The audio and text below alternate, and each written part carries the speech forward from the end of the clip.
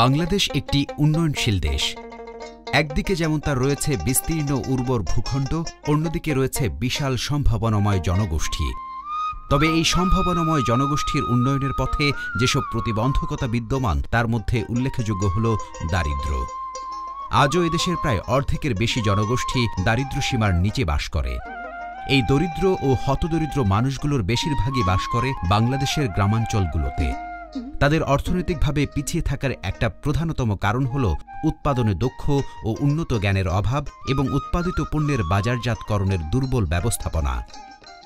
বাস্তব অবস্থা বিবেচনায় নিয়ে হেলভেটাস সুইস ইন্টারকোঅপারেশন তার সমৃদ্ধি প্রকল্পের মাধ্যমে উৎপাদকদের উৎপাদিত পণ্যের গুণগত মান ও পরিমাণ বৃদ্ধি করে তার ন্যায্য মূল্যের ভিত্তিতে বাজারজাতকরণের উদ্দেশ্যে ভ্যালু চেইন কার্যক্রম শুরু করে।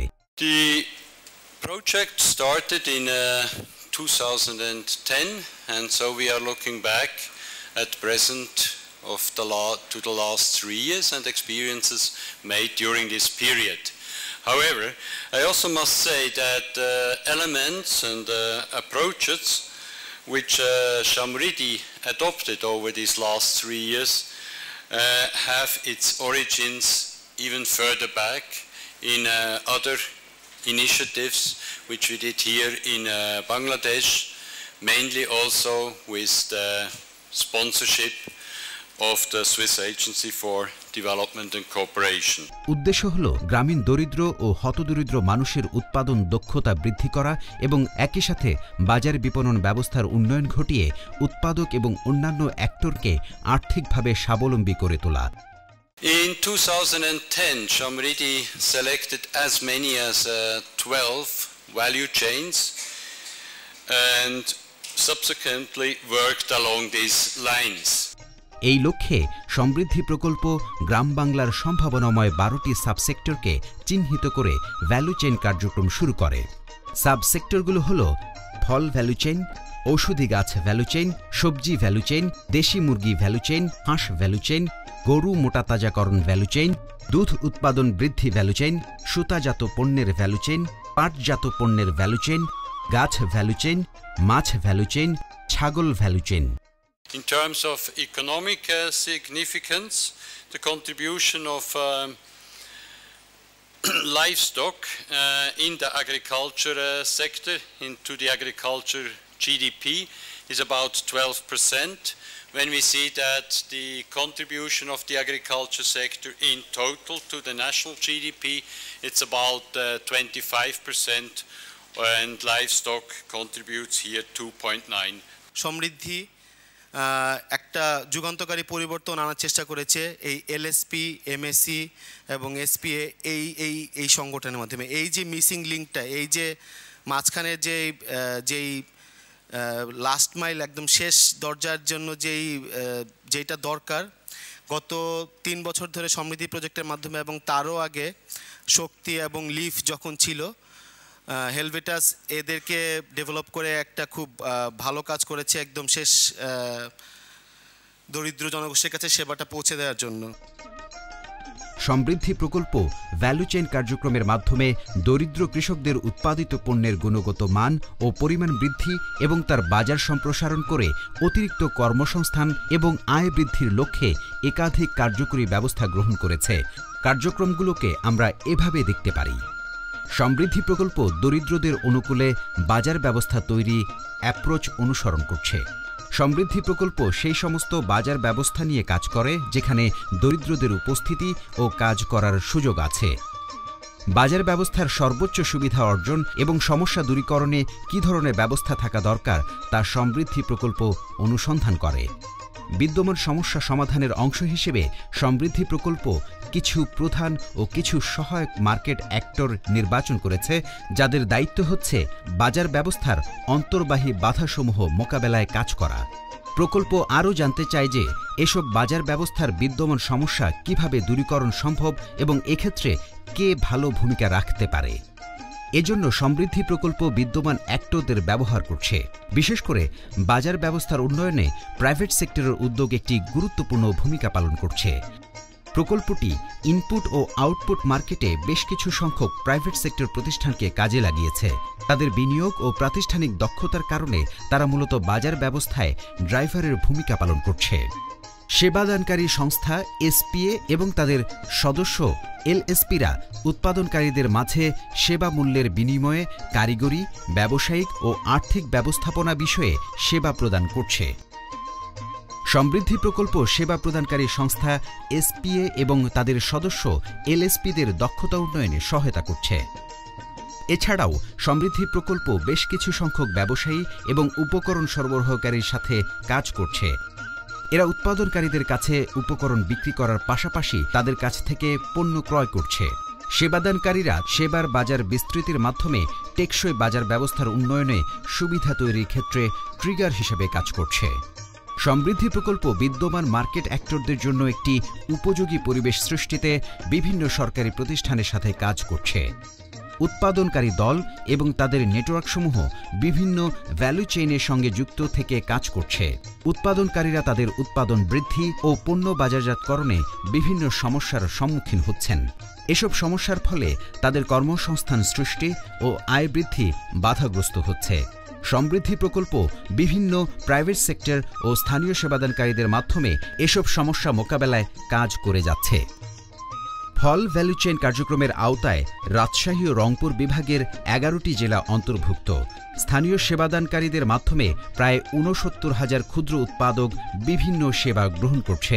তার মধ্যে ১১,০১৮ জন উৎপাদককে সংগঠিত করে ২৭৩টি উৎপাদক দল গঠন করা হয়েছে। এই উৎপাদকদের নানান কারিগরি, ব্যবসা এবং আর্থিক সেবা প্রদানের জন্য প্রায় ২০০ স্থানীয় সেবাদানকারী নিযুক্ত আছে। এছাড়াও ইস্পাহানি এবং অটো ক্রপ কেয়ারের মতো প্রাইভেট কোম্পানিগুলো তাদের আধুনিক প্রযুক্তি ও গুণগত মানসম্পন্ন ঔষধ সরবরাহ করে উৎপাদন বৃদ্ধিতে সহায়তা প্রদান করছে। ফল, সবজি এবং মেডিসিনাল বিভিন্ন প্লান্টসের ভ্যালু চেইন নিয়ে তারা কাজ করছে এবং তাদের দাবি অনুযায়ী এই ভ্যালু চেইনগুলো খুব ভালো কাজ করছে এবং কৃষকদের জন্য সমৃদ্ধি নিয়ে আসছে।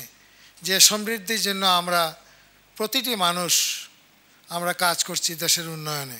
কৃষি সম্প্রসারণ অধিদপ্তরের তৃণমূল পর্যায়ে সুশিক্ষিত প্রশিক্ষিত কর্মী বাহিনী আছে, যাদের দ্বারা আমরা যদি একত্রিতভাবে কাজ করি তাহলে কিন্তু আমরা সামনের দিকে অনেক আগাতে পারি। ঔষধি গাছ ভ্যালু চেইনের আওতায় সিলেট বিভাগের সুনামগঞ্জ জেলাসহ রাজশাহী ও রংপুর বিভাগের মোট 11টি জেলায় 5টি প্রজাতির ঔষধি গাছের উৎপাদন ও বাণিজ্যিক ভিত্তিতে বাজারজাতকরণ শুরু হয়েছে।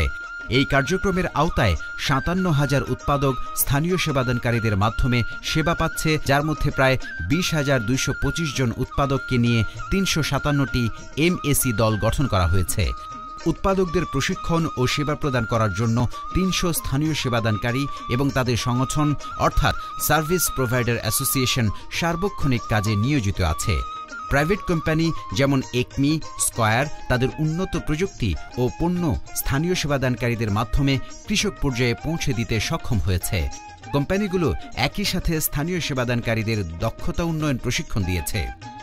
প্রকল্প রংপুর, বগুড়া ও সুনামগঞ্জ অঞ্চলে সবজি ভ্যালু চেইন কার্যক্রম শুরু করেছে, যেখানে ৭৯,০০০ উৎপাদক স্থানীয় সেবাদানকারীদের সার্বিক সেবা ও সহযোগিতা পাচ্ছে। প্রায় ২৪,৩৪০ জন উৎপাদককে নিয়ে ৬৪৮টি এমএসি দল গঠন করা হয়েছে। ৩০০ জন প্রশিক্ষিত ও দক্ষ সেবাদানকারী উৎপাদকদের সার্বিকভাবে দক্ষ করে তুলেছে। ACI, auto crop care, Syngenta, Ispahani agro limited এবং একমির মতো প্রাইভেট কোম্পানিগুলো তাদের মানসম্পন্ন বীজ, সার কৃষকদের মাঝে সরবরাহ করছে। একই সাথে লাল তীর, অন্নপূর্ণা প্রভৃতি কোম্পানিগুলো সেবাদানকারীদেরকে উন্নত প্রশিক্ষণ দিয়ে দক্ষ করে তুলছে। আমাদের যে টোটাল জিডিপি তার 25% আসে কিন্তু এই এগ্রিকালচার সেক্টর থেকে বিভিন্ন, কিন্তু এটাও একটা বিশেষ ভূমিকা হতে পারে এবং সেটাও যদি এই সমৃদ্ধি এসডিজি সমৃদ্ধির ভ্যালু চেনের একটা কমোডিটি, একটা কম্পোনেন্ট হিসাবে যদি মানুষের কাছে তুলে নেওয়া যায়, তাহলে কিন্তু সিনারিও বিরাট চেঞ্জ হবে। There is a good potential to sells their products as good prices at local, regional and national levels. এবং সেই কাজটি মূলত কাজ করে যাচ্ছে হেলভেটাস ইন্টার কর্পোরেশনস। দেশি মুরগি ভ্যালু চেইন কার্যক্রম বাংলাদেশের রংপুর, বগুড়া ও রাজশাহী অঞ্চলে সম্প্রসারিত হয়েছে। এই কার্যক্রম মোট 1,15,000 জন ক্ষুদ্র উৎপাদকদের নিয়ে 565টি উৎপাদক দল গঠন করতে সক্ষম হয়েছে।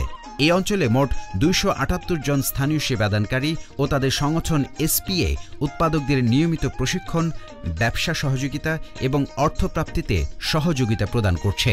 I am very grateful that this Samriddhi as well as Herbates, they come forward to throw livestock to some area, extend their hand to go forward to share with us to develop the livestock activity and as their marketing.